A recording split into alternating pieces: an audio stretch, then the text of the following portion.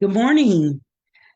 Welcome again to Aging Advantage Live with our another ARPA Talk today. I am Donna Mitchell with Aging Advantage.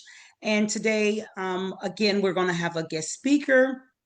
And the way we have these guest speakers through our local grants and donations, we are able to offer programs to help with the effects of COVID and other post pandemic situations like housing and food insecurity or just isolation struggles. Through this partnership, we provide educational topics that can help promote self care and resilience. So today's speaker is going to be Joey Pindell, and he's going to talk about the mobility things that come along with mobility issues. And I forgot the total gist of his topic, but that's okay because guess what? I have Joey right here himself, and he's going to talk to us and explain to us on some things that can help us to be able to get around with transportation. How about that? All right, go ahead, Joey. Take it away, and then we'll be back on after Joey's finished for being able to answer any questions, comments you may have, things of that nature. Okay. Thank you again for your attention, and you can have the floor, Joey. All right, thank you, thank you. All right, appreciate it, Donna, for inviting me out. And let me share my screen here. But yeah, so today, hopefully you guys can see that here. But what we're going to be focusing on today is, like how Donna said, going over different mobility solutions. And so, as she had mentioned, I'm with Southern Bus and Mobility. And so, what we do is we're looking at helping individuals stay independent by exploring different wheelchair accessible vehicles and other mobility solutions that are out there. So, we are a dealership, we are not a transportation company. And so we're located, we have two locations, one in Valley Park and one in Breeze, Illinois. But like other dealerships, and there are different dealerships that are across the country, what we focus on that is from a personal mobility side is working with different families and different individuals and going through and problem solving and really doing a needs analysis to find out what we may need to help them with so that they can gain more independence and get out of the house, whether it's getting out, enjoying time with their family, going to many doctor's appointments, or even some of the day to day stuff that we take for granted, like going to the grocery store or needing some different household items that you may need right on the fly and not being able to just be able to do that whenever we want to. And so, what we like to do and what we work on is these are the main solutions right here. So the main ones that I'm going to talk about and the main ones that we work with our different clients is finding whether a solution would be having hand control or having a wheelchair accessible vehicle, having hand controls added onto their current vehicle. If the individual has a wheelchair or a power chair, being able to take that to the store or doctor's appointments or from wherever they need to go from point A to point B and how they're going to take that with them. And then also different seating options. So if they're having issues getting into the vehicle or they have maybe someone there with them that's a caretaker that can assist them, that can be an option as well. So what I end up doing is we go through and we try to find different solutions with what they currently have as far as their vehicle or what they have at home to see, hey, how are we going to get them out and get that independence back? So the first one I want to go over is going to be the wheelchair accessible vehicles. So you may have seen around town these larger vehicles, or maybe you've been at a doctor's appointment, or you guys have been at a store or somewhere, and you see this van, and this van opens up, and then the next thing you know, this ramp comes out of this van, and you're like, "Wow, that's super neat!" And you're wanting to know how did that happen? What's going on? I mean, a person just got out of a wheelchair, out of this van. Where can I get one of those? So that's going to be your wheelchair accessible vehicle. So right here, you'll see, here's kind of an example of a van. And one of the main ones that you'll see out there and that you'll see from dealership and out and about is Braun and Braun Ability. They're one of the main ones. There's a couple of different ones out there, but Braun would kind of be the Ford and the Chevy of when it comes to manufacturers in the wheelchair accessible vehicle world. And so you'll see here on the left, you have a van. And so a lot of times I always get people that say, "Hey, Joey, I have a van. Can you put a ramp on the side?" Unfortunately, we can't, because what happens is these vans, they go to the manufacturer, and what they do is they actually go in and they pull these vans from Chrysler or Honda or Toyota, and they'll take them into their manufacturing plant. They'll remove all the interior, they'll remove the floor. And what they actually do is they actually go in, and you can see here on the right, is they actually remove the whole entire floor from the front of the vehicle to the back.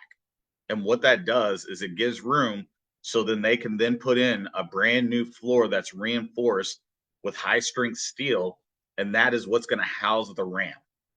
And that's what's going to give the proper structure to support the ramp and to put the ramp on the vehicle so that it meets crash safety testing. And then they go through, and as they're extending the vehicle, there's going to be more pieces that's going to need to be covered. So they actually go in and they actually extend the body and provide more body pieces, more wiring, and really the floor and the ramp now becomes part of the vehicle itself.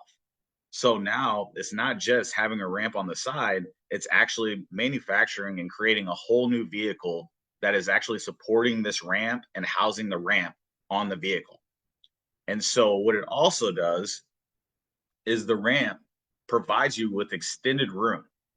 So if you guys are familiar, if you've seen them, these are going to be kind of some examples of some of these wheelchair accessible vehicles that you see out there in the market right now or that you see around town. And since they're going through and they're extending the vehicle, you can see right here, I know it's very small, but you can see there's added space. And this is that added space that I'm telling you that they're putting onto these vans when they're manufacturing it. And what it also does is if you can picture someone that's in a power chair or someone that may be in a bigger wheelchair, what it does, it gives them an eyesight. So when they have their larger base below them or they're in the middle area here, they can actually see at the same sight level as someone else that is riding with them in the vehicle, whether it be in the driver position or passenger position. Um, these vehicles are very special in which you can actually, and some of them, you can actually remove that front seat, and the passenger that is in a power chair or in a wheelchair can actually move their chair and sit in the front position in addition to riding in the middle position as well. And so with the different vans that you see here, they have different ones that they manufacture. You see the side entry, and then you also see the rear entry. There's pros and cons to both. When it comes to side entry, allows you to sit there in the middle and then up in front with a loved one. And so, as you know, with the side entry, and have you seen, you do have to get the special parking because you need to make sure that there is someone or there is that space that is available next to that individual so they can get it out of the vehicle. Some people, when they go to a lot of doctor's appointments, they see that side entry as a con because or as an issue because they're unable to find parking spot and they may need to park away far away because there's not any accessible parking available. And so some people may not like the side entry, which the rear entry is nice because people like it to where they can park anywhere and they are able to be let out of the van and parking doesn't become an issue for them. So these are different types of wheelchair accessible vehicles that are out there. And these are some options that are out there that will help people gain their independence. I know people like being able to own their own because once again, they're able to go to doctor's appointments or they're had issue with transportation companies in the past and they want to just be able to have something on their own. Transportation companies are great and we use them here whenever we're unable to provide rentals for people. But when it comes down to it, if people want to have their own, this is the way to go. And there is ways of owning them, having financing, and really going through the same process as buying a traditional car. And so we can help out our different clients and customers with different options and financing and other things that are out there as well. But in addition to the wheelchair accessible vehicles, the next topic I want to talk about is hand controls. To kind of back up a little bit, as I told you, with these vehicles, they have it to where they extend and you have room for people to be able to pull their wheelchair into the front. Well, to double down on that, we actually do have it to where we have some of our customers that will actually, and you can on some of these vans, take out the driver position. And actually, we have people that will take their power chair, pull into that driver position, lock in, and then use hand controls. So hand controls are going to be installed in a vehicle. Some of you guys might be aware of them or have heard that you have different individuals that use them. The one thing is before we can even install hand controls and before anyone can go through the process of hand controls, the individual has to see a driver evaluator. The driver evaluator is going to be very similar to the doctor and then provide a prescription. And that prescription is just like getting a prescription from the doctor and then going to the pharmacist and getting that prescription filled with the medicine, which is the hand control.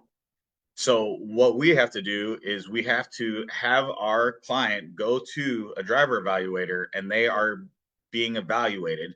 And that driver evaluator will then determine the type of hand control that they need. And then once they determine that that person can drive and can use that hand control, then they come and see us. And then that's where we then fill the prescription by installing that hand control onto the vehicle.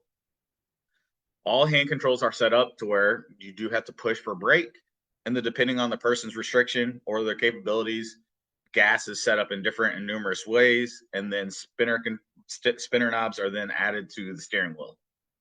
Those are some of the basics, but if you see here on the apologize here, but if you see here on the right, we do have it to where with the hand controls, there are some different high-tech hand controls that are out there that will go through and reposition the steering wheel or add different buttons to help you with the signal or turning on the lights or even using the signals for left and right. There's a lot of different technology that's out there, and there's a lot of stuff that we can do for individuals. But once again, it goes back to the driver evaluator doing the evaluation and going over to see if that person is capable of driving or not.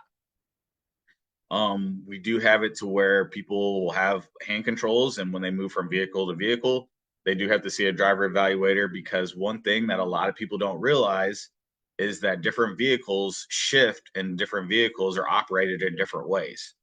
A lot of people forget about that or just maybe not think about that. But if you look, here's an example of a Pacifica. Pacifica, when you're shifting gears, you have to twist a knob to go from park, drive, and reverse. When we have a Caravan or some type of a Ford or a Pacific over here, to where it's a shifter to where you have to push a button and shift to the different types of gears as well. So different vehicles have different capabilities, and that's why it's very important to go see a driver evaluator to see if you're able to use the functions of that car. I can tell you that there's been different nightmares and horror stories I've had in my past to where people have bought cars, and as we all know, cars are expensive. And what happens is they come to us after they buy a car or after they see their driver evaluator, and we go and we get their equipment. And then the next thing you know, when they go to see their driver evaluator with their hand controls in there that we put in, they realize that there is some capability that they're not able to do. And now we have to start all over and finding a new solution. Or if there isn't a solution, then we have an unhappy customer because they had bought a brand new car and now they can't drive it because there isn't a hand control or some kind of a solution that worked for that vehicle. So it's very important on our end to really ask the questions, really do need analysis, and really find out what our clients have for their driving in their vehicles to see what kind of solution we can help them out with. So after hand controls, one thing I want to talk to you about now and kind of leads into is lift. So yeah, you're driving the vehicle around and yeah, you may be in a manual chair or scooter, but the one question is, hey, I need to be able to get my power chair or my scooter around and I can't pick it up and put it into my vehicle. Well, there are different solutions that they have to be able to get your vehicle around town or from point A to point B. The first one is going to be a lift, and it's going to be an internal lift. So, this vehicle, if you have a van or any larger vehicles, there are different options that are going to be internal lifts. What they allow you to do is they allow you to take your scooter or power chair, pull it onto the lift, or hook it up to the lift. And then what it'll do is it'll pick up that device and then it'll put it into the back of a vehicle or inside of a vehicle to protect it from the different elements that are out there. One of the things that when it comes to the different lifts and for the scooter lifts that we have that go inside the vehicle, part of our need analysis that we have to come up with is, hey, will that one pick up your scooter or power chair and put it into your vehicle? But two, can the individual stand at the back of the vehicle and keep their balance and then make it to the front of the vehicle after they put the scooter or device into the vehicle? And there have been times where we've had it to where a person maybe can't stand there long enough to wait for their scooter to go in, or they may not have the balance to hook their scooter on and wait for it to get into the vehicle in order to then get to the front of the vehicle. So, in which we then have to go through and we have to look for new solutions.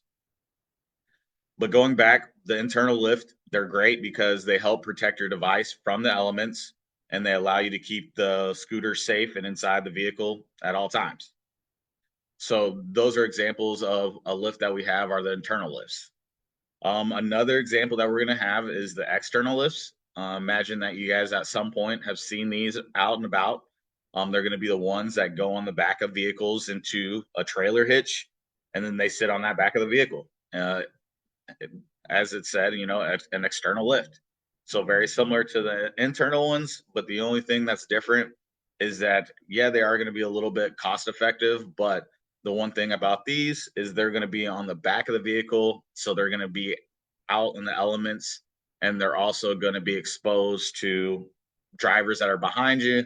To say that no one's ever ran into a scooter or a lift, I would be lying, but it being on the back of the vehicle, those are some of the risks that you take. Like I said, it is the least expensive option for those, but you guys can kind of see where being on the back compared to inside has its pros and cons to like some of the other solutions that we have as well. And then in addition to those external lifts, we have occupied lifts. So occupied lifts, they're going to be similar to ones that you may have seen on some different full-size vehicles or even some of the service buses, caller rides. What those are going to be, individuals can get those installed on larger vehicles like full-size vehicles, ProMasters, Transits, but those are going to be lifts.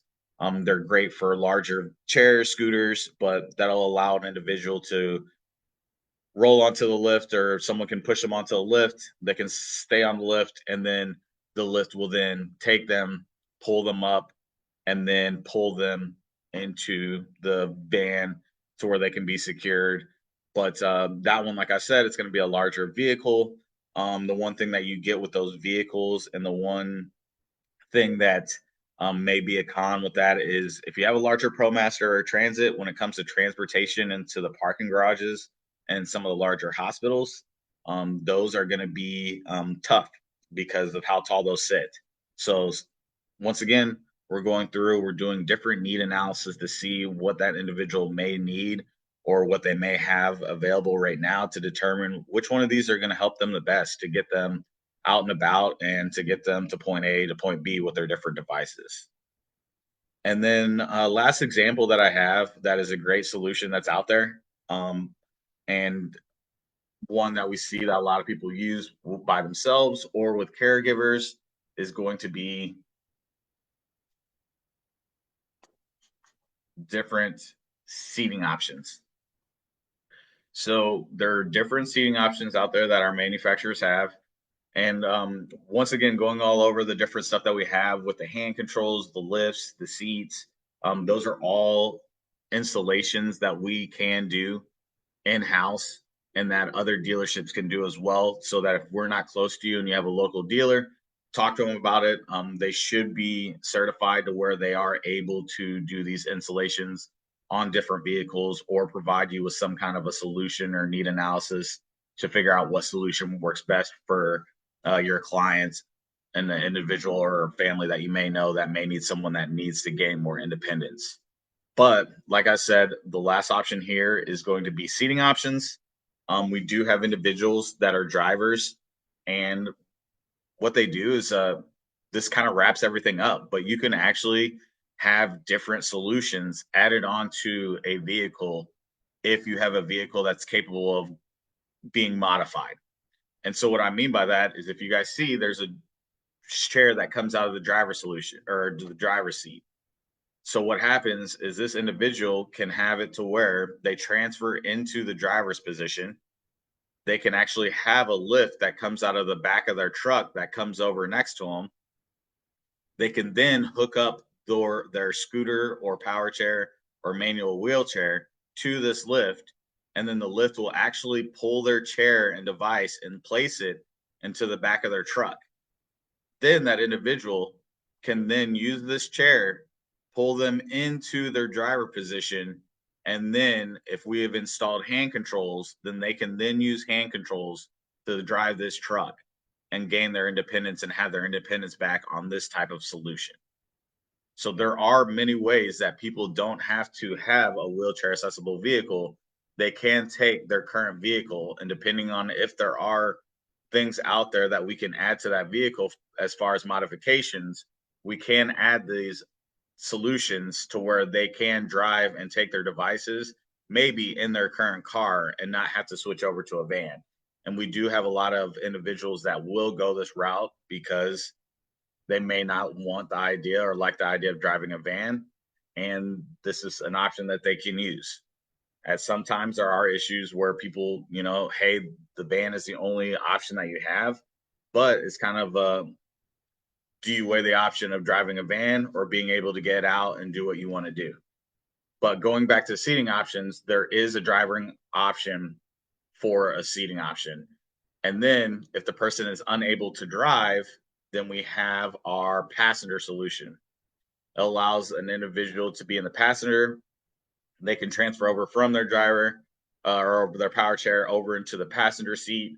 Kind of when it comes to the passenger, when it comes to the passenger and the custom seating, that's going to be with someone that may have a caregiver, someone that can help them out. We will have a lot of spouses and caregivers that help them with maybe when it comes to not picking them up, but when it comes to maybe pivoting them over and moving them into the passenger seat, uh, they can help them in the system in that way. But there is options for passenger, and then there's an option that if you need to do second row, you can do second row as well.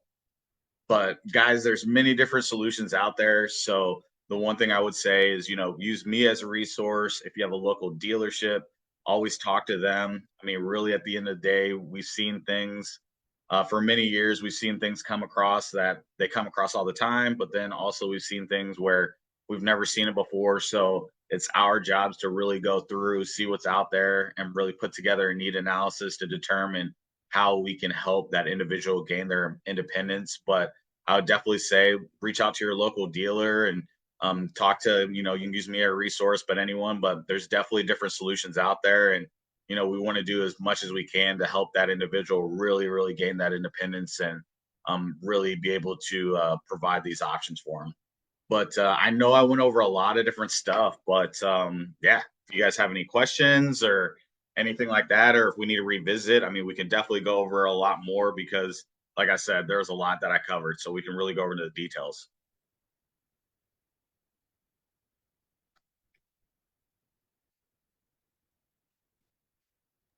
Can't Hold hear on. me. You got to take me off of mute in order for me to hear. Well, that was great. Oh no, Joey, leave that up. I was going to ask if you can just leave that up while we're here. Yeah, yeah, That yeah, would be, absolutely. yeah, that way they can, continue to grab your information for anyone that maybe haven't gotten it, but that for sure always if you need to reach Joey and you can't remember or don't know, you can always go right through Aging Advantage, and we'll make sure that you get in contact with Joey. We want to thank you very much, Joey, for sharing this awesome, wonderful information, very informative, really, really neat, something that I myself had no idea was available. And so meeting you and, you explaining to us today, coming on here, letting us know what is available is really, really a great resource because I'm sure many people can benefit from it.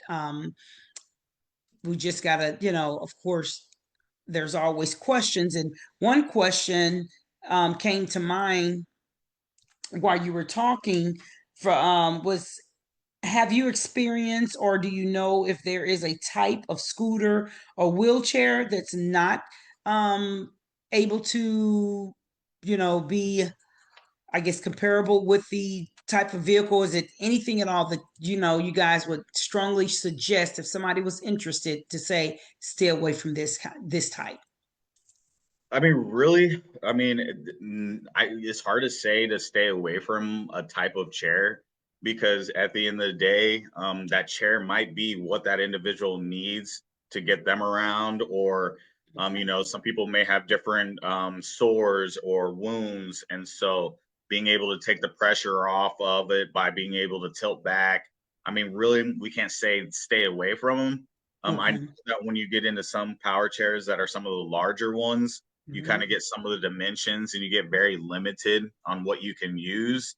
I would just Okay. say that just when it comes to size, just be mindful of like the size that you have on your chair. And that, once again, I can't say take things away if you need them, but a lot of Right. times that people realize that once you start adding all these different options and all these different technology pieces to chairs, the weight of the chair starts adding up very quick. And so in Okay. our world, what I realize or what I see that everything is there's a solution for a lot, but once chairs start getting into the world of like 375, 400, you start getting pretty limited on what you can do with picking up that chair because of overall weight and limits with vehicles themselves, and then also different weights and limits with the different lifts as well. It's good. Thank you. And then another question somebody has.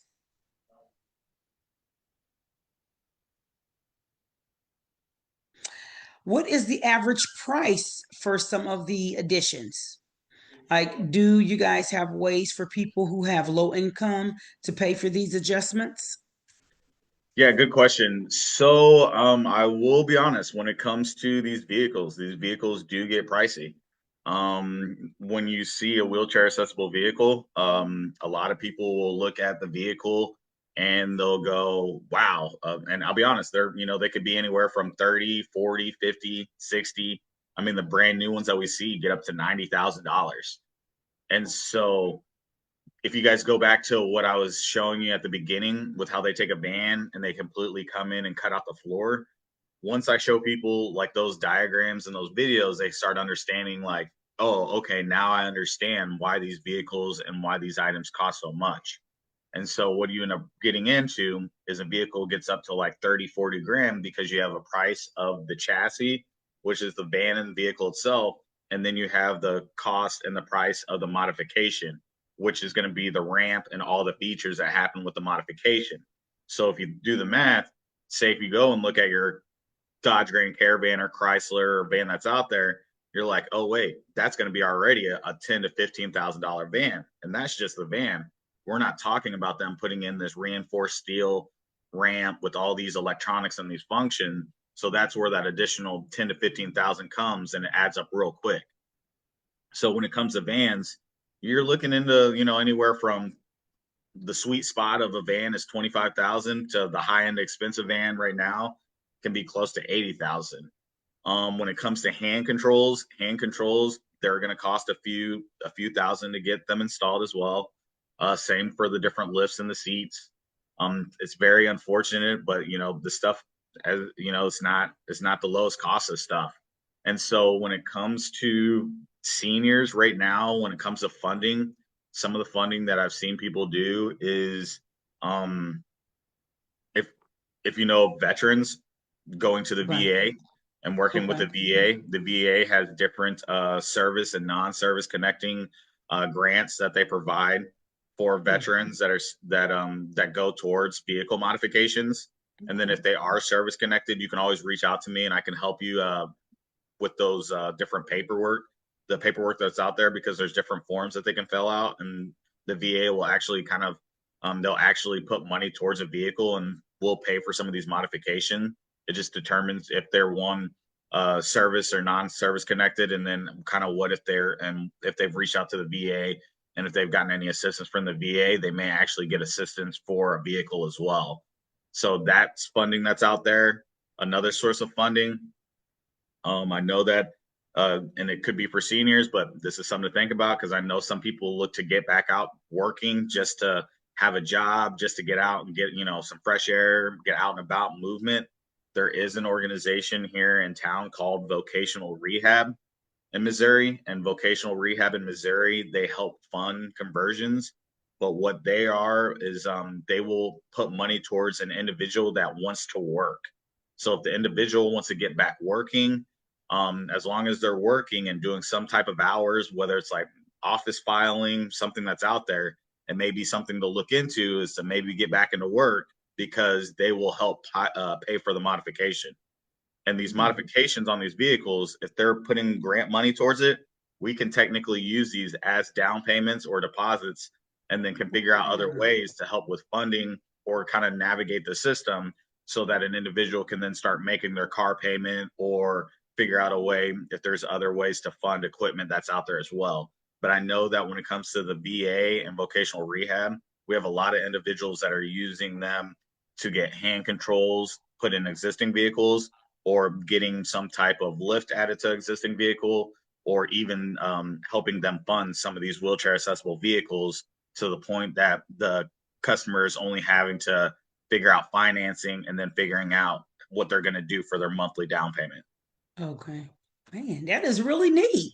I like Mm-hmm. that. So, just to clarify, of course, the VA for veterans, but the vocational place that you're speaking about, do they help veterans only, or they help just, if you fit the criteria, you fill out the application, then, Yeah, we can so see it's if you're yeah, fitting the criteria. And so with vocational rehab, they have offices all around St. Louis, Missouri. You can just look up to see where your closest office is. And once again, their main thing is work. If the individual is willing to work or get back to work, that's how they can navigate the grant and to figure out, hey, how do I get funding? You just let them know I want to get back into the work environment. And in order for me to get back into the workforce, I need some Mhm. modifications done to my vehicle. So can you help me with that?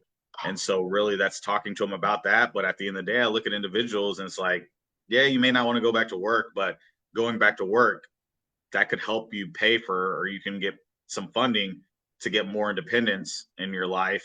And is it worth going back to work because you're going to earn more money and you're going to get money for your daily life, but then you're going to also have this organization help you put something on your vehicle that can allow you to get out and see friends, family, do some more of the independent stuff that you want to do. That's great. I'm so grateful for you sharing this information, coming on to Agent Advantage and sharing this information. Again, you guys are looking to be independent with your travel.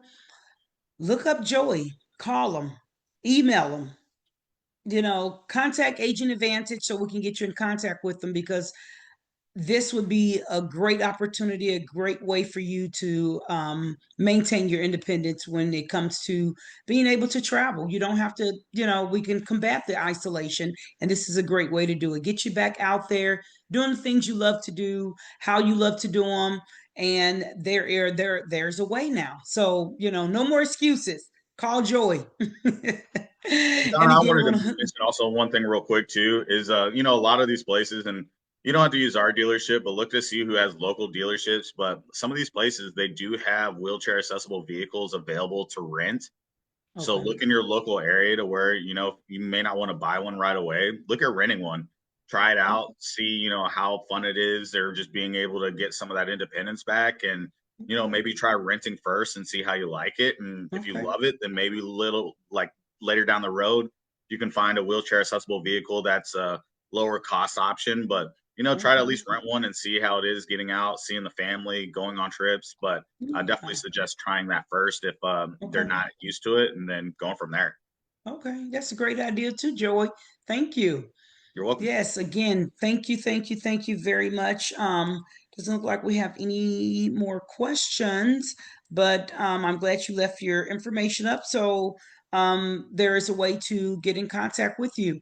Again, thank you guys for your attention, and most definitely consider these options that Joey has presented with us for us today. And if you have any questions, concerns later, please reach out. Okay, we'll be more than happy to help you at any time. Thank you again, And we'll see you next time. Donna Mitchell with Aging Advantage.